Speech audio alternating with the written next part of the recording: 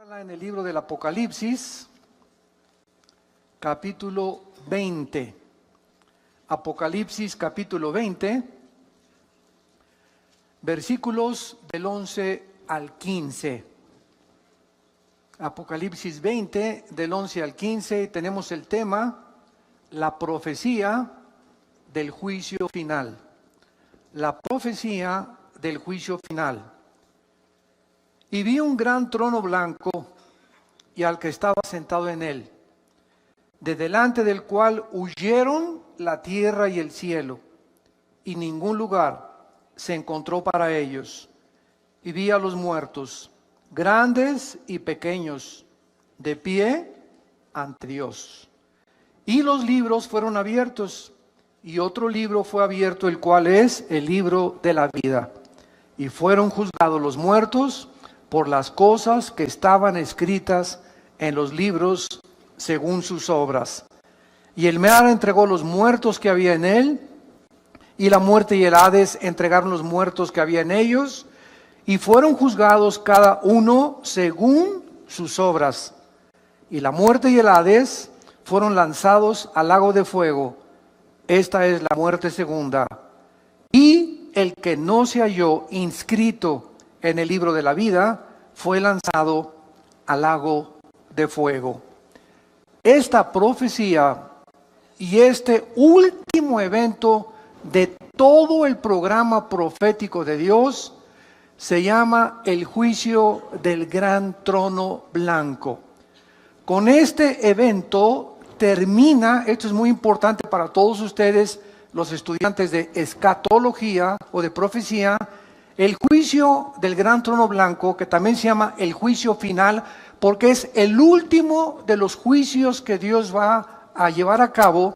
Y en este juicio van a estar únicamente los no creyentes, los no salvos, todas aquellas millones de personas que rechazaron el evangelio de la gracia de Dios estarán en este juicio. Y después de este juicio, entramos al reino eterno de Dios. Este juicio va a ser después del reino milenial. Entonces, les voy a dar un panorama rapidísimo para que nos podamos ubicar. Ahorita nos encontramos en este periodo de 2000 años que se llama también la época de la iglesia. Son 2000 años aproximadamente que están a punto ya de terminar. El próximo evento ahorita es el arrebatamiento de la iglesia. Somos sacados millones de personas desde Pentecostés hasta nuestros días del mundo. Porque en el arrebatamiento no se van a ir los santos antes de la cruz. O sea, de Adán hasta la cruz de Cristo son los santos del Antiguo Testamento. Ellos van a resucitar hasta después en la segunda venida de Cristo. Entonces, en el arrebatamiento es del Pentecostés, Hechos capítulo 2, hasta que Jesús venga por nosotros, solamente los que estamos en Cristo. El arrebatamiento es para la iglesia. La iglesia no existía en el Antiguo Testamento. Síganme con mucho cuidado. Entonces, en el arrebatamiento la iglesia es arrebatada o sacada del mundo, y después del arrebatamiento sigue un periodo de 7 años que se conoce como la 70 semana de Daniel. Daniel 9, 24 al 27 se profetizó que la última semana o los últimos 7 años Dios terminaría o culminaría su programa con Israel. Al terminar la tribulación o los 7 años de la gran tribulación, bajamos con Cristo a establecer el reino milenial de 1000 años. Y cuando terminen los 1000 años, que son casi se llaman las vacaciones del cristiano, es el juicio del gran trono blanco. Y en el gran trono blanco van a resucitar todos los espíritus que se encuentran en el Hades. ¿Qué es el Hades? La prisión interna en el centro de la tierra, donde se encuentran todas las almas, desde Adán hasta nuestros días, que no van a tener la salvación. Y van a resucitar. Por eso dice, el Hades entregó sus muertos para presentarse y demostrarles Dios lo burlones que fueron. Porque ahorita existe un espíritu de burla. de comentarios tontos de gente que Dios es esto, que la religión es esto, gente ignorante, que no tiene ni siquiera idea ni la conciencia que el día de mañana vas a morir. Y que el día que tú te mueras, no importa cuánto te burles y cuánto desprecies las palabras de Jesucristo, te enfrentarás al juicio final. Es como cuando Blaise Pascal, el gran físico matemático francés, cristiano, una eminencia todavía en la física, tuvo un debate con un ateo. Y el ateo le dijo a Blaise Pascal, ¿sabes una cosa? Para mí, después de la muerte, no existe nada. No hay ni infierno, ni cielo, ahí se acabó la existencia. Y Pascal le dijo, pues sabes una cosa, que yo opino lo contrario a ti. Un hombre llamado Jesucristo vino y murió en una cruz y resucitó de los muertos, y la resurrección de Jesucristo transformó el imperio romano. Pero déjame decirte una cosa, le dice Pascal al ateo, ya sea que si tú tienes razón, yo no pierdo nada. Pero si yo tengo razón y Jesús realmente resucitó de los muertos, ¿qué amolada te vas a llevar? Así que pues de todas maneras, ¿verdad? Si no es cierto no perdimos nada, pero si es verdad, entonces aquellos que se burlaron y que persiguieron y que despreciaron completamente el mensaje de Jesús, no tendrán oportunidad de arrepentirse por haber vivido vidas tan orgullosas, tan vanas, tan burlonas y tan despreciativas al mensaje de la palabra de Dios.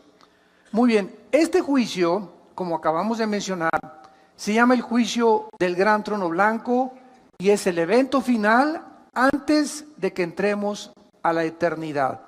Acabando este juicio, ya estuvimos 1000 años aquí en el mundo, viene el juicio, son lanzados al lago de fuego y de ahí entra Apocalipsis 21 y Apocalipsis 22, que se llama la eternidad. Todavía en el milenio, o sea, en los 1000 años que vamos a tener aquí con Jesucristo en la tierra, va a haber pecado. Todavía en el milenio va a haber muerte. Dice Isaías 65 que el pecador de 100 años será maldecido. Y vamos a vivir 1000 años, que es el mismo periodo de tiempo que se nos dio antes del diluvio universal. Por ejemplo, Matusalén vivió 969 años, que es la persona que más tiempo se le ha extendido la vida, pero Noé a los 500 años, ¿verdad?, comenzó a tener hijos. Entonces todo ese lapso de tiempo y de vida se detuvo después del diluvio por la maldad humana. Si con los 80 años que Dios nos da de vida, 70 años, miren nada más a dónde hemos llevado el mundo. Estamos al borde de una tercera guerra mundial. Imagínense que se nos dieran 500 años, ya nos hubiéramos acabado desde hace muchos siglos.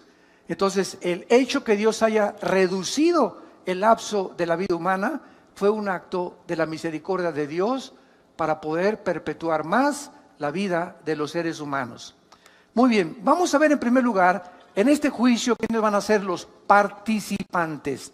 Dice el versículo 11, vi un gran trono blanco y al que estaba sentado en él, de delante del cual huyeron la tierra y el cielo, y ningún lugar se encontró para ellos.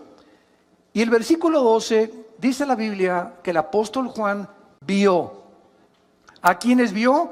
A los muertos, grandes y pequeños. Esto no se habla los que medían 1,90 de estatura y los que medían 1,50 de estatura. Aquí no tiene que ver la estatura. Grandes y pequeños se refiere a las clases sociales, reyes, príncipes de la realeza, los peroration, como decimos en México, ¿verdad? Y también los indígenas y las de las clases más bajas, porque tanto los que están hasta arriba como los que están hasta abajo, muchos de ellos rechazaron a Jesús. Entonces Juan vio que estaban todos ellos, y vean ustedes lo que dice, de pie ante Dios. Entonces, en este juicio vamos a ver que en primer lugar estarán todas aquellas personas que rechazaron el evangelio de Jesucristo. Si vemos rápidamente en Juan capítulo 5, versículo 25 en adelante, que Jesús dijo cuando estaba en el mundo, de cierto les digo, viene la hora, y ahora es, cuando los muertos oirán la voz del Hijo de Dios, y los que la oyeren vivirán. Porque como el Padre tiene vida en sí mismo, así también ha dado al Hijo el tener vida en sí mismo. Y también le dio autoridad de hacer juicio por cuanto es el Hijo del Hombre. En este juicio estará aquel que hace 2000 años murió en una cruz, en medio de dos ladrones, en medio de las burlas de la gente, en medio de las burlas de los griegos, de los filósofos, en medio de las burlas de los religiosos, en medio de todo ese cúmulo de personas que él había sanado, había librado de los demonios, y sin embargo esos que 8 días antes le dijeron, Hosana el que viene en el nombre del Hijo de David, en el Domingo de Ramos, 8 días después le estaban poniendo clavos en las manos. Entonces Jesús se estará en este juicio, y entonces Él será, ¿verdad?, el testigo más grande en el universo de que las personas que van a ser llamadas a enfrentarse a este juicio no tendrán la oportunidad, porque están, dice la Biblia, de pie. Aquí ya nadie se va a hincar, aquí ya nadie tendrá la oportunidad de decirle, Señor, ten misericordia, perdóname, ahora sí, Jesucito lindo, mi dulce compañía en el Padre, ya no podrás sacar tu estapita de San Judas Tadeo tampoco, ni de San Cristóbal, no vas a poder invocar a la monja, ni al Papa, ni a Abraham, ni a nadie, será demasiado tarde. En este juicio no hay gracia, en este juicio no hay misericordia, en este juicio se terminó completamente la bondad que Dios ha manifestado, y por eso se llama la época que vivimos, la época de gracia. Porque es la oportunidad que Dios nos da de venir a la cruz. No es cuando nosotros querramos, es cuando oyes su voz, no te endurezcas. Esta es la tragedia del ser humano. Pues yo me voy a convertir cuando tenga 40 años. O después de que ya tenga los 5 millones que estoy tratando de tener en mi negocio, voy a ir a la iglesia. O tal vez cuando vaya en la ambulancia y ahí en la camilla le diga, Jesucito, perdóname de todos mis pecados. O cuando ya esté en el quirófano y antes de que me intervengan quirúrgicamente, le voy a pedir perdón a Dios. Dice la Biblia, Dios no puede ser burlado. Es cuando Él te habla, como en estos tiempos que es la Biblia la que te está hablando a través del Espíritu Santo, es cuando tú debes de responder. Y cuando la Biblia te usa la palabra de Dios para llamarte al arrepentimiento, y tú no lo haces y lo dejas para en la tarde, o lo dejas para mañana, o lo voy a pensar dentro de 4 o 5 días, la Biblia dice que el corazón se endurece. Y llega un momento en que estás tan endurecido en tu corazón que ya la palabra de Dios no tiene efecto en tu vida ni en tu alma. Y es completamente irregular que tú puedas pensar, o estás completamente equivocado que te puedes arrepentir. Cuando oigas su voz, no lo rechaces, no te endurezcas, porque el corazón se endurece muy fácilmente. En este juicio entonces van a estar los no creyentes. Nosotros no vamos a estar ahí. ¿Por qué? Porque nosotros, cuando recibimos a Jesucristo como Salvador y Señor, Él en la cruz ya pagó, ¿qué cosa? Pagó la culpa que nosotros ya no tenemos que pagar. Esto es por eso se llama la época de la gracia. El justo muere por los injustos. El santo muere por los pecadores. Y en esa cruz Dios quiere demostrarte que de tal manera te ama que a su Hijo no lo perdonó. Casi 2000 años antes de la cruz había un hombre llamado Abraham. Y llegó al monte Moriah, que es el mismo monte donde murió Jesús. Y Dios le dijo, Abraham, dame a tu hijo Isaac. Y cuando Abraham levantó el cuchillo para matar a Isaac, se oyó una voz que decía, ahora veo que temes a Dios, por cuanto no me negaste entregarme a tu hijo. Y 2000 años después de Abraham, cuando Cristo muere por nosotros, podemos nosotros decir ahora veo, Señor, cuánto me amas, porque no negaste entregarme a tu hijo. Abraham y Isaac fueron salvados. Dios no salvó a su Hijo Jesucristo. Le salvó la vida a Isaac, pero no se la salvó a su Hijo Jesucristo. Porque de tal manera Dios nos ha amado que Él entregó a su Hijo en nuestro lugar y nosotros por sus llagas hemos sido completamente sanados. Entonces, cuando una persona recibe a Jesucristo, Dios lo declara justo. Se llama la justificación.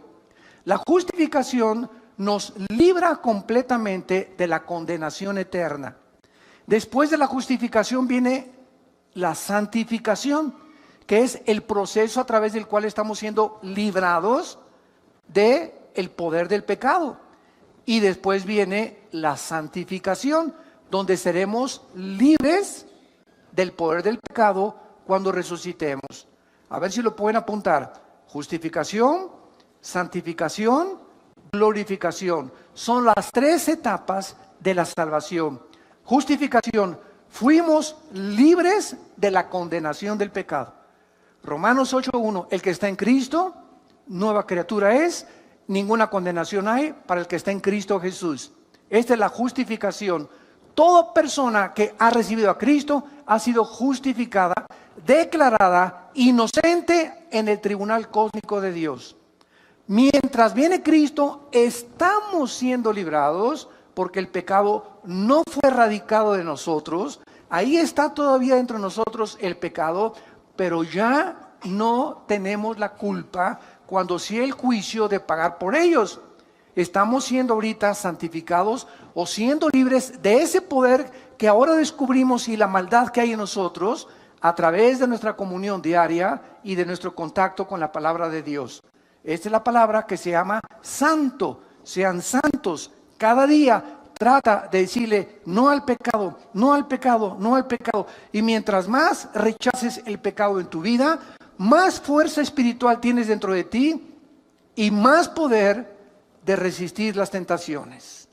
Todos aquellos que, pues ya caí otra vez en la tentación de la pornografía, y ya caí en la tentación del adulterio, y ya me acosté con mi novia y con mi novio, y ya otra vez volví a prender el cigarro, y ya me estoy emborrachando otra vez. ¿Por qué esa gente dice, ya volví a caer? Simplemente ve la semana pasada, las 3 semanas anteriores, o el mes antes a que tú has caído, cómo estuvo tu relación con Dios.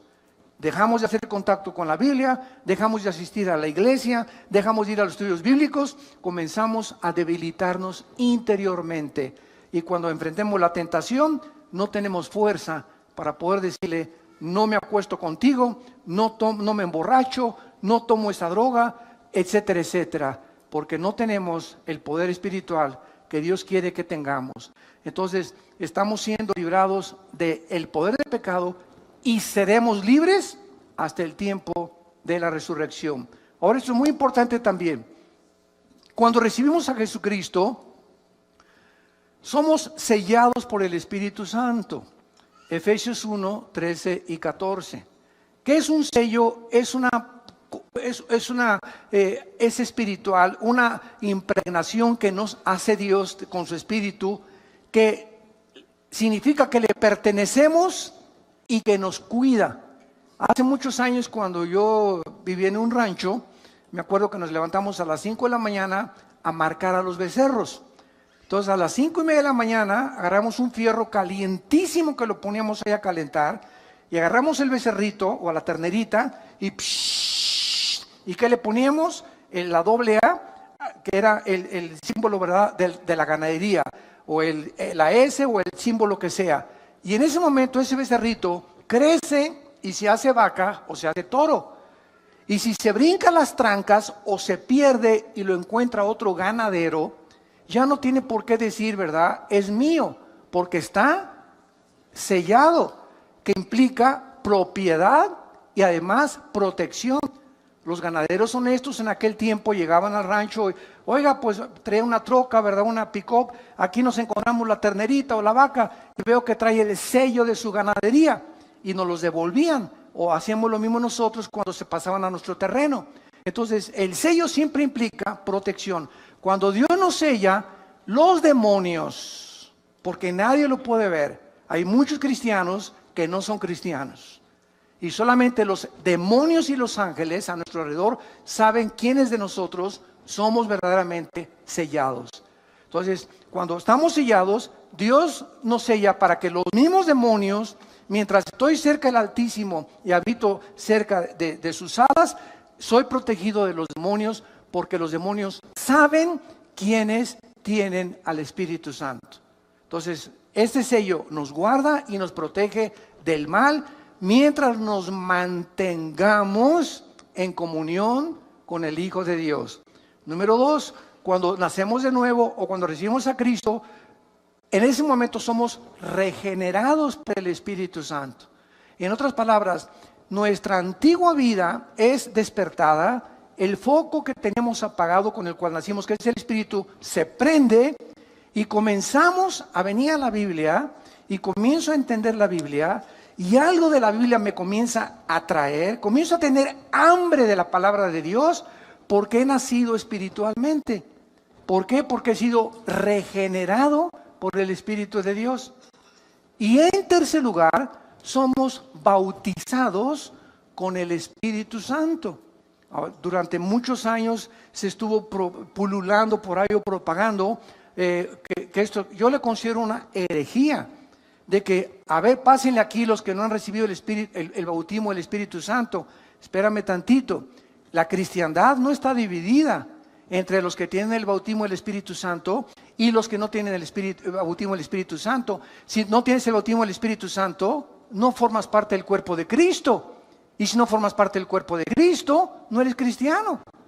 Entonces, ¿cómo puedes decirme a mí que recibo a Cristo como un niño cuando nace? Pues nació sin páncreas, o le faltan los pulmones. No nacimos incompletos. Dicen Colosenses 2 que estamos completos en Él. 1 Corintios 12:13, por un solo Espíritu fuimos todos bautizados y a todos se nos dio a beber del mismo Espíritu. No hay ningún cristiano que le falte nada. Dice 2 de Pedro capítulo 1, todas las cosas que pertenecen a la vida y a la piedad nos han sido dadas, pasado, pretérito. No nos falta nada más que crecer en la gracia y en el conocimiento de Dios. Entonces no puede haber cristianos que les falta algo. Y lo más grave fue cuando se llegó a enseñar y tienes que hablar en lenguas para dar evidencia que tienes al Espíritu Santo. Eso ya se convirtió en una herejía. ¿Por qué es una herejía? Porque el cristiano no es conocido por los dones, sino por el fruto. Los mormones hablan lenguas, los adventistas hablan lenguas, allá en las tribus de África hablan lenguas. Eso no es evidencia absolutamente de nada. La evidencia de que nosotros somos hijos de Dios es el fruto. Jesús dijo, por el fruto los conoceréis, no por los dones que pueden ser falsificados. Entonces esto es muy importante para que no tomemos 2 o 3 eventos en el libro de los Hechos y armemos una doctrina que porque en el libro de los Hechos unos creyeron y no habían recibido el Espíritu Santo, sea un patrón en el cual todos tienen que seguir. El libro de los Hechos es un libro narrativo, histórico, que cuenta la transición entre el judaísmo y el cristianismo. Y se necesitaban evidencias físicas porque aún no podían los cristianos entender porque las epístolas no habían sido escritas. No había sido escrito Romanos, ni Corintios, ni Efesios, ni Gálatas, ni Colosenses, ni Tito, ni las de Pedro, etcétera, etcétera. Estaban completamente desarmados y desnudos.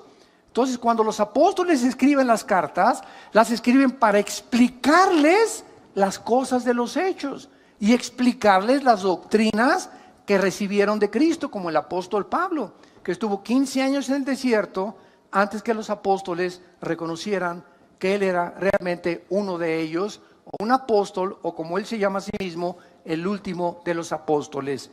Esto es muy importante, santos de Dios, porque la iglesia está llena de barbaridades. La iglesia está llena de doctrinas y tradiciones de hombres. Esta cosa de que el bautismo era algo que después de ese cristiano lo tienes que recibir, comenzó en los años 70 del siglo pasado. Hace 40 años, 50 años más o menos. Entonces así se van introduciendo cosas que se acaban aceptando como una verdad.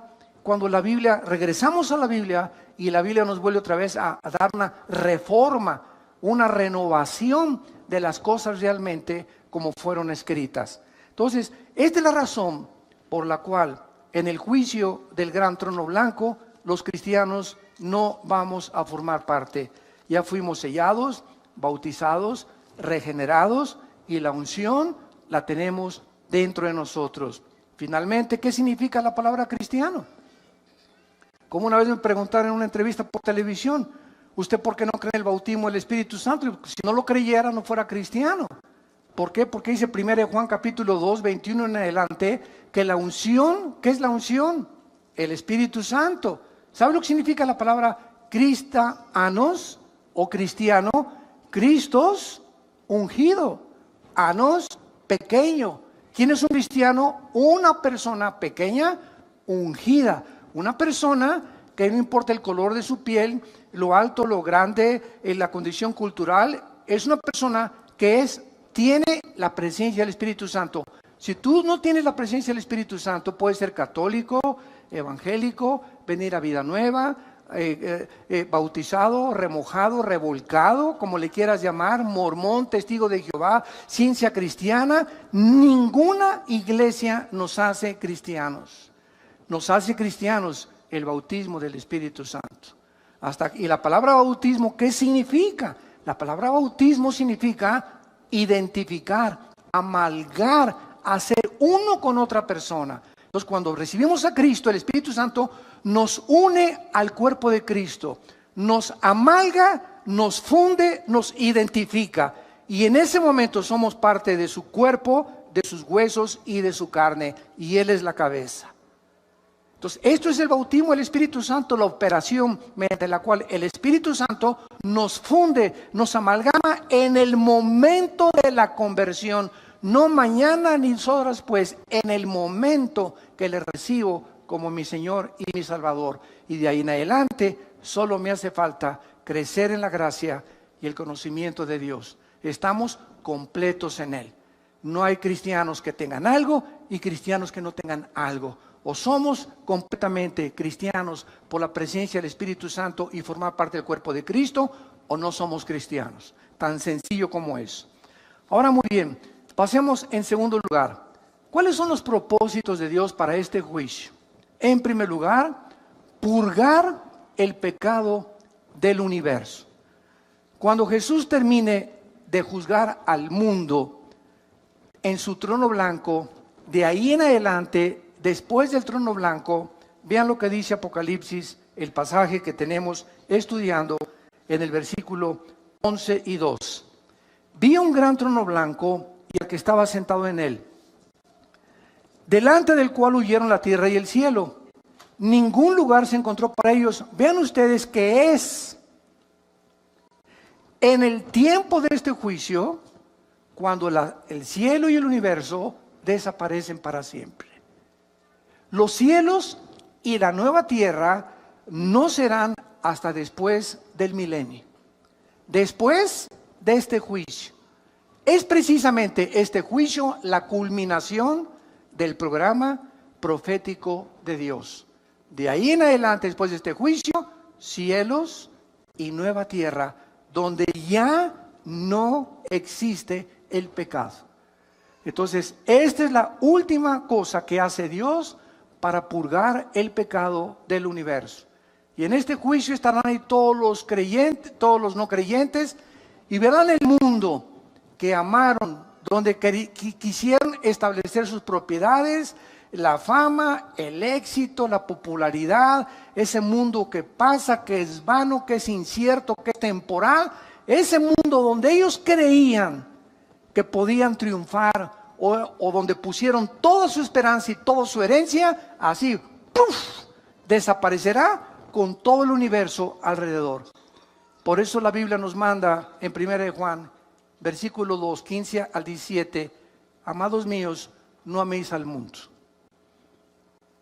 ¿No se contradice con que de tal manera amó Dios al mundo?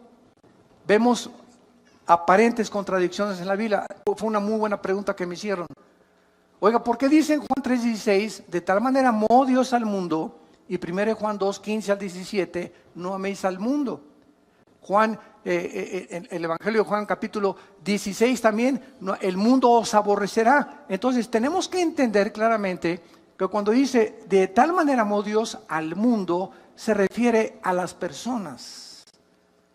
Y cuando dice la Biblia, no améis al mundo, se refiere a lo que Satanás le ofreció a Cristo. En Mateo capítulo 4, te ofrezco el mundo con su gloria, y la fama, y el poder, y el éxito, y el dinero, y todo. Tú no importa sobre quién pases, si quieres llegar a la cima y ser presidente o diputado, o tener una compañía, o ser el mejor deportista, o el mejor cantante. ¿Sabes una cosa? Que no te importe nada. Vende tu alma al diablo. Acepte el dinero que te estoy dando. El éxito y la popularidad que te voy a dar es lo que tú necesitas. Eso es el mundo. Los deseos de la carne, los deseos de los ojos y la vanagloria de la vida. Lo que el mundo nos quiere ofrecer es lo que nos manda Cristo, que no amemos. No nos vayamos con la finta. El mundo es como un espejismo que nos promete esto. Sin embargo, cuando es como un regalo, hace mucho oí ese ejemplo, es como un regalo envuelto con muchos moños, y de repente abro el regalo, qué bonito regalo, y le quito los moños y descubro que está vacío, no hay nada ahí. Así es el pecado. Participas del pecado, pruebas del pecado, y cuando lo experimentas el pecado, te das cuenta que no hay nada que te haya podido llenar. Sigues más frustrado, más amargado, más desilusionado, porque ese vacío solo lo puede llenar el Hijo de Dios.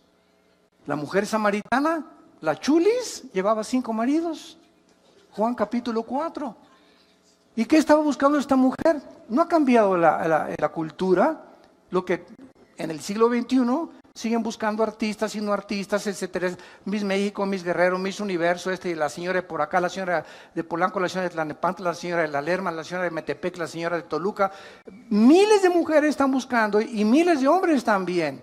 ¿Qué cosa? Pues Sancho Panza, tienes panza de Sancho Panza, ya no me satisface, voy a buscar otro hombre. Y voy a buscar otro hombre. Voy a buscar a alguien que me haga feliz. Pues esta señora ya tiene cara de Tonina Jackson, ¿verdad? Pues la voy a cambiar ya. Y voy a buscar a alguien más bonita. Y así hay personas, un divorcio, 2, 3, 4, 5, 6. Esta mujer llevaba 5 divorcios. ¿Por qué? Dice la Biblia que era una mujer inmoral. Era una mujer que quería encontrar en los hombres, a descubrir un hombre que le hiciera feliz. Y Jesús le dijo, puedes seguir con esa misma trayectoria. Casarte con el 6, con el 7, con el 8, y vas a llegar a donde llegó la gran artista de cine de Hollywood, Elizabeth Taylor, que rompió el récord con 9 mariditos, la chulis. 9 maridos, uno tras otro, tras otro. Era tan bonita y tan preciosa esa artista que a ningún hombre con el cual se casó creyó que lo merecía. No, yo merezco mejor otro príncipe, yo merezco un rey, yo merezco estas cosas. Con artistas, con escritores, etcétera, etcétera. Y murió, ¿verdad?, en la soledad con otra gran artista, Marilyn Monroe. Otra artista de Hollywood también, ¿verdad?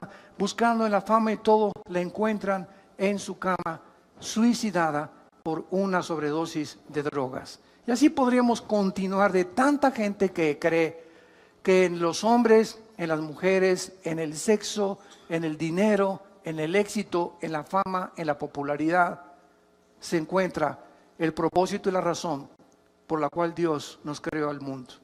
Todas estas cosas le dijo Dios a la mujer samaritana: de esa agua vuelve a beber y volverás a tener sed. Mas el agua que yo te ofrezco será una fuente de agua viva que salte para vida eterna. Solo Jesús, lo que Él nos ofrece, verdaderamente nos va a satisfacer y nos va a llenar. Mientras tú no estás a Jesús, estás abriendo pozos con agua podrida, con agua echada a perder. Del pozo que tú quieras sacar el agua, nunca va a satisfacer lo que solo Jesús nos puede dar.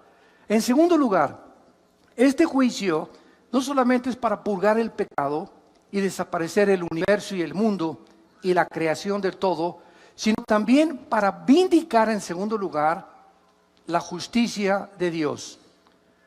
Puesto que los juicios de Dios jamás son arbitrarios ni injustos.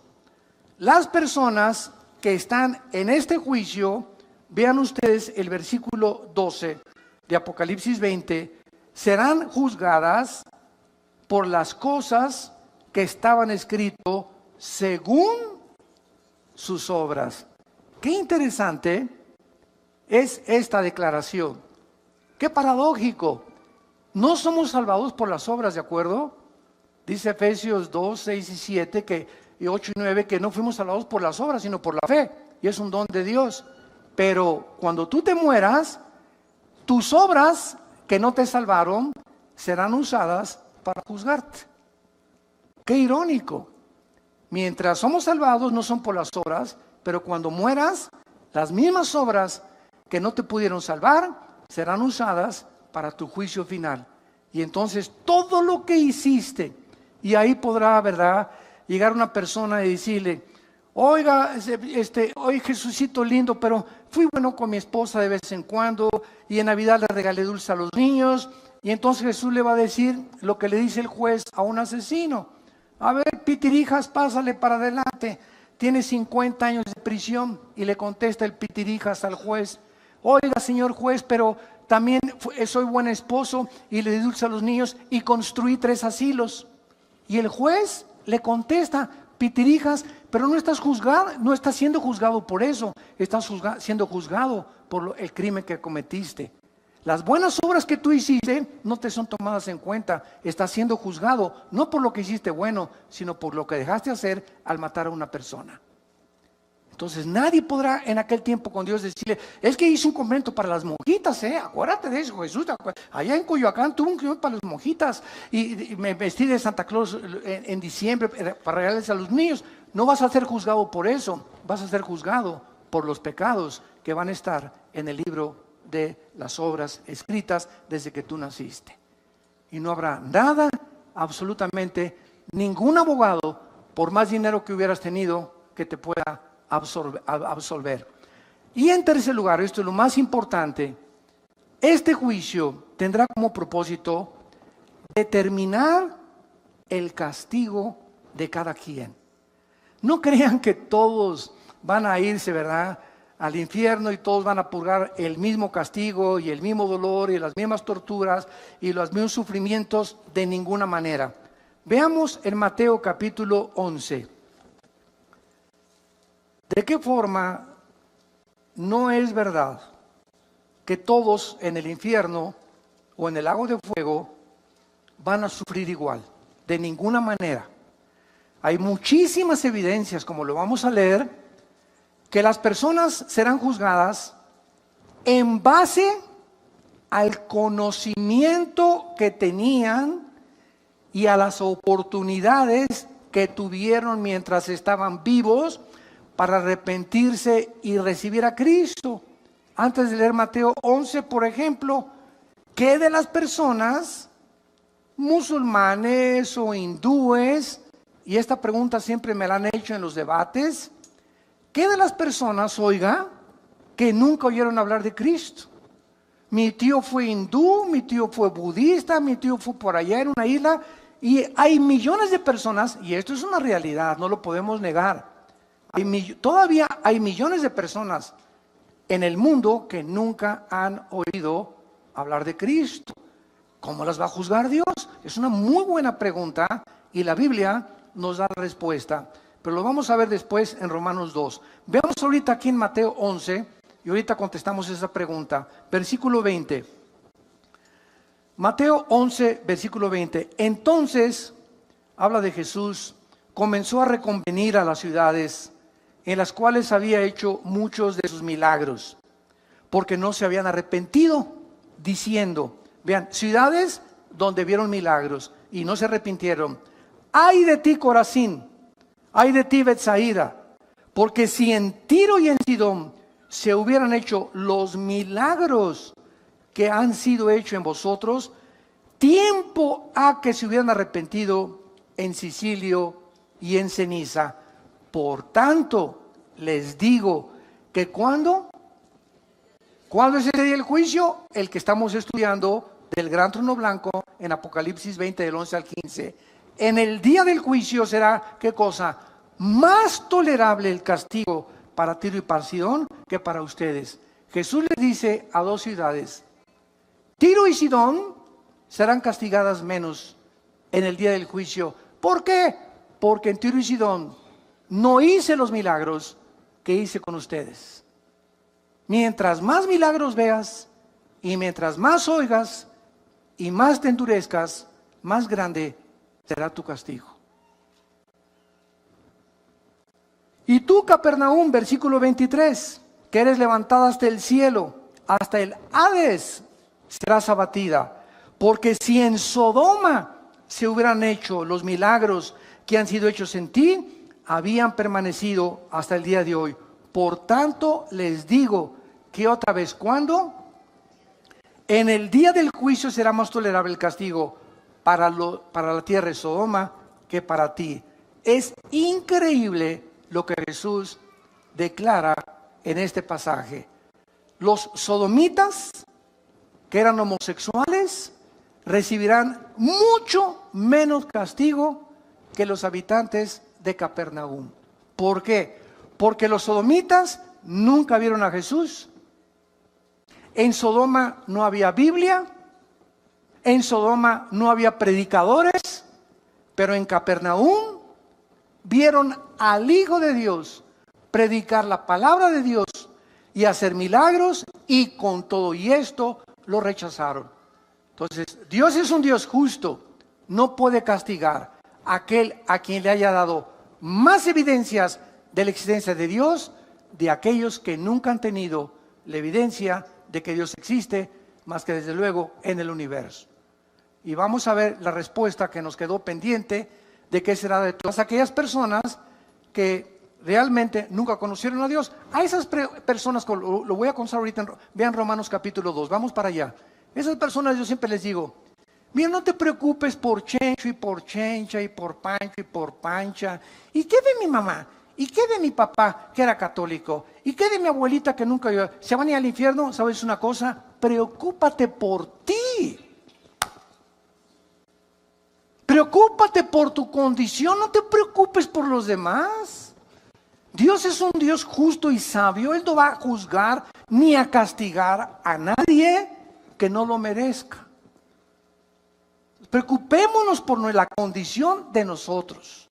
En Romanos capítulo 2, el apóstol Pablo, de una forma magistral, describe claramente esta incógnita que existe y que la Biblia nos revela. Versículo 12 en adelante. Porque todos los que sin ley han pecado, sin ley también perecerán. Y todos los que bajo la ley han pecado, por la ley serán juzgados. Porque no son los oidores de la ley los justos ante Dios, sino los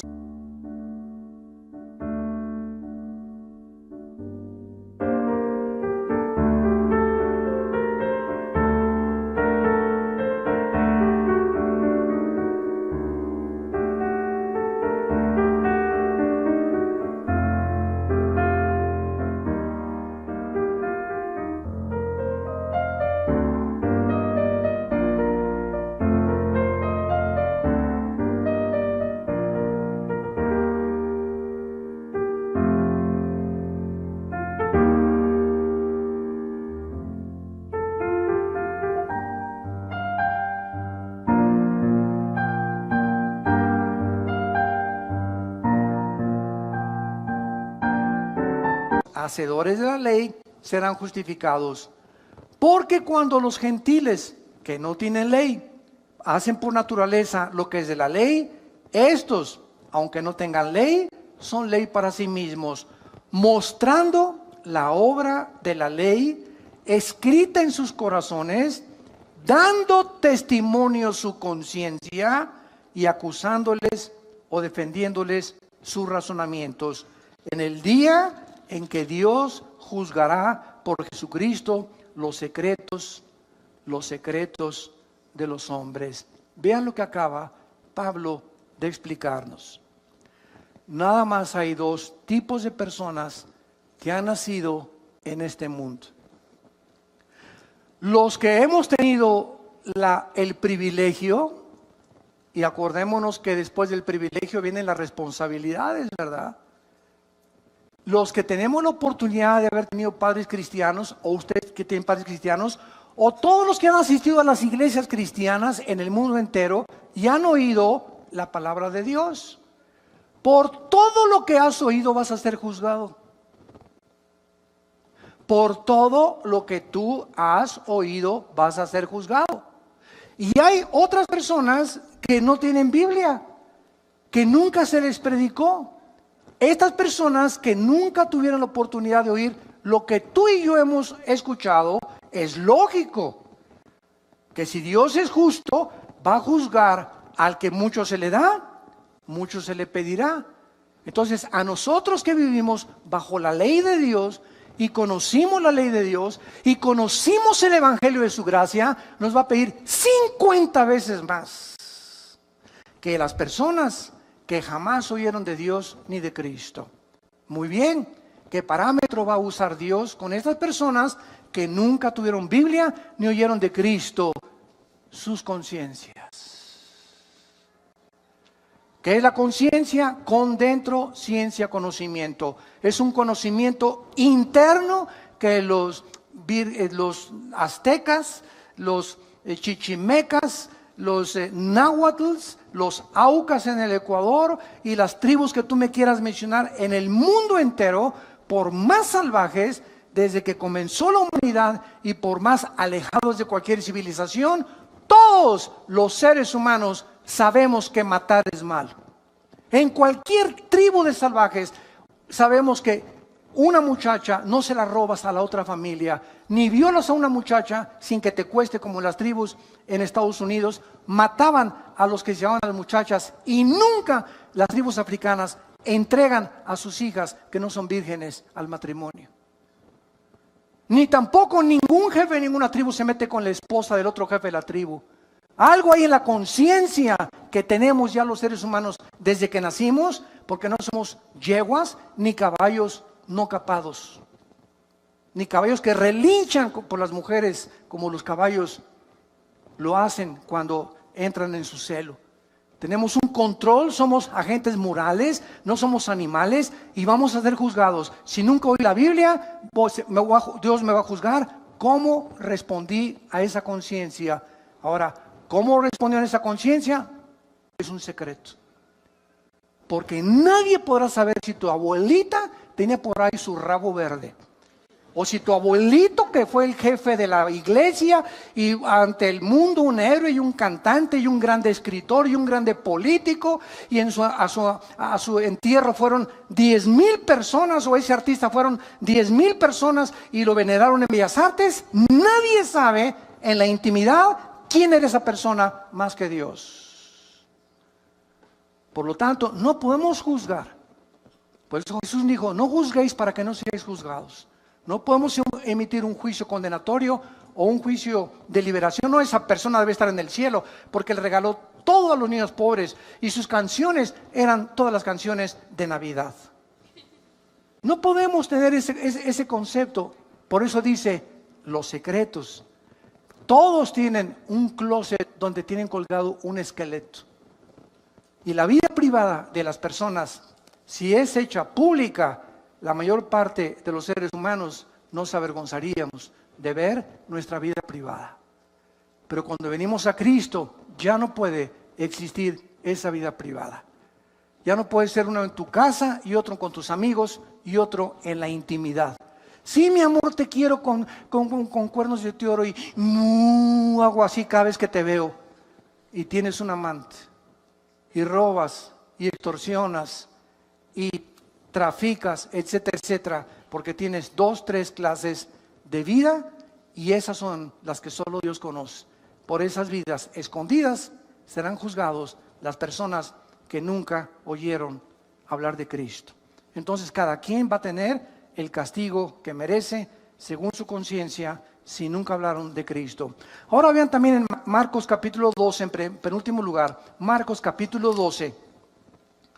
Versículo 38 al 40, estas verdades que Jesucristo continúa confirmándolas.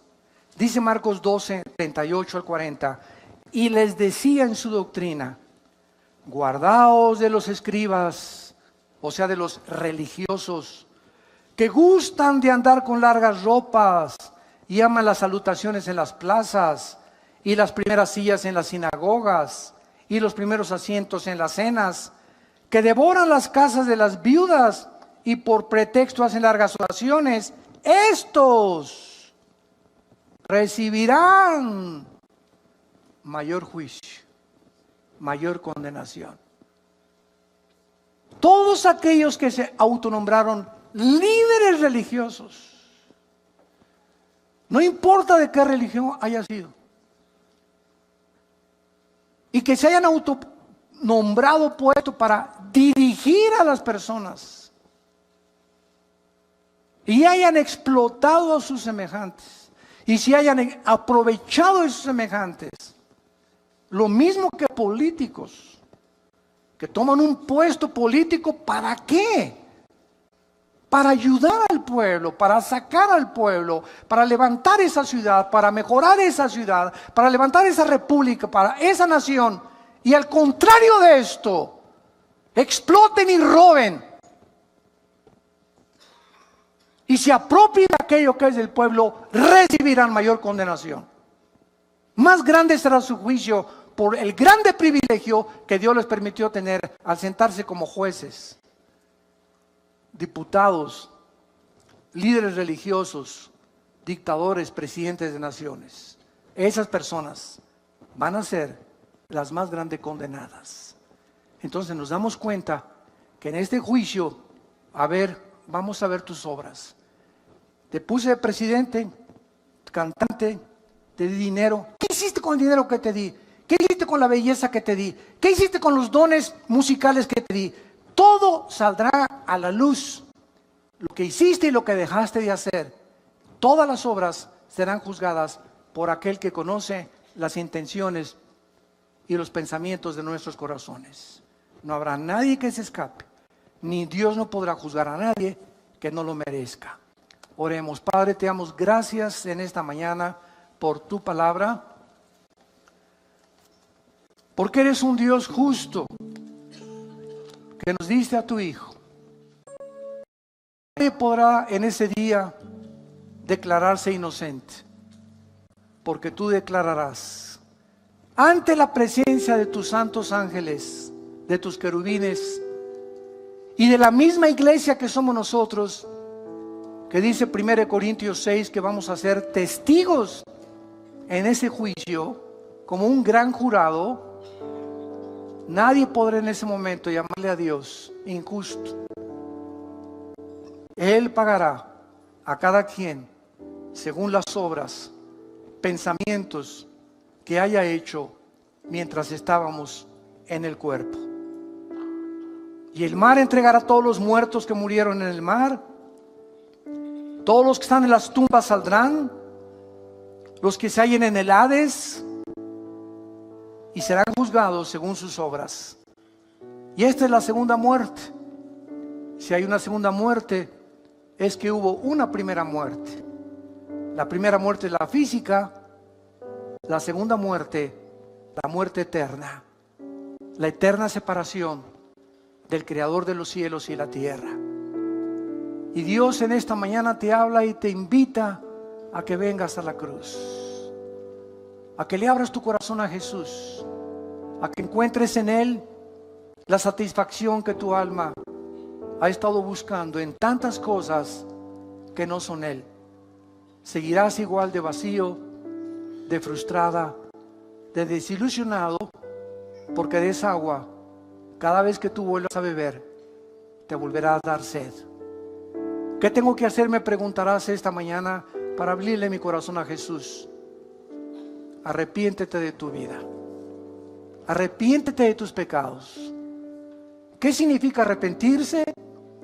Ir en el camino en el que tú estás ahorita, descubrir que tu camino es un camino equivocado, que ya no puedes seguir caminando por ese camino y darte una vuelta de 180 grados e irte en dirección a Dios, regresar a tu Creador.